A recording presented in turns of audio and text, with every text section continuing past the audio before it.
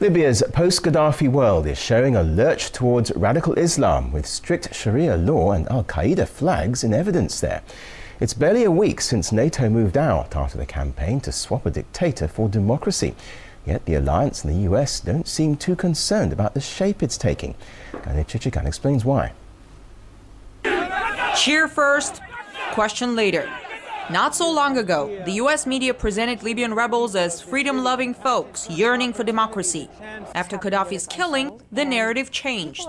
You know, you talk about this Arab Spring, and many people viewed it here as a move towards democracy. But really, that is not exactly what's going on. It seems the U.S. media just woke up to the unfolding human rights disaster in the region. Libya's new rulers are at risk of being accused of the same kind of abuses they fought to overthrow. An al-Qaeda flag planted on a Libyan courthouse stirred quite some panic. And not just that. You had the interim leader coming out and saying he hoped it would become an Islamic state, that polygamy was going to be legal again, consistent with Sharia law. Sharia law to include punishments such as cutting off the hands of thieves, beheading convicted murderers and rapists, stoning to death adulterers. Sharia law, which is about to be introduced in Libya, is considered to be for the most part incompatible with democratic values, especially when it comes to women's rights. But many experts believe that whatever the new Libyan government's domestic policies, it will not stop the US from making nice with them. Saudi Arabia, for instance, has the most extreme form of Sharia law. Women are not allowed to drive cars, they're not allowed to vote. The crime for adultery for women is the death penalty in Saudi Arabia. And none of this seems to bother the powers that be in Washington. Why?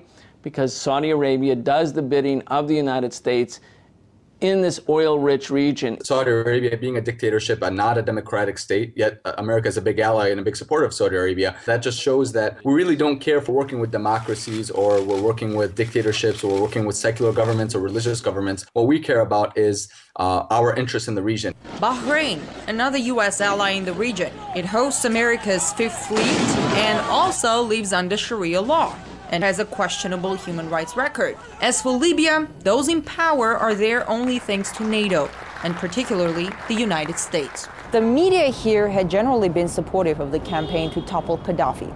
But now that he's gone, why the sudden concern about human rights in Libya? Maybe out of old habit, so well demonstrated in the run-up to the Iraq War, when the media cheered first and then, when it was too late, when the war was full on, started asking questions. Analysts say human rights in Libya was never a top priority for those in Washington who called the shots and threw their support behind the current Libyan government. I'm Chichikan reporting from Washington, RT.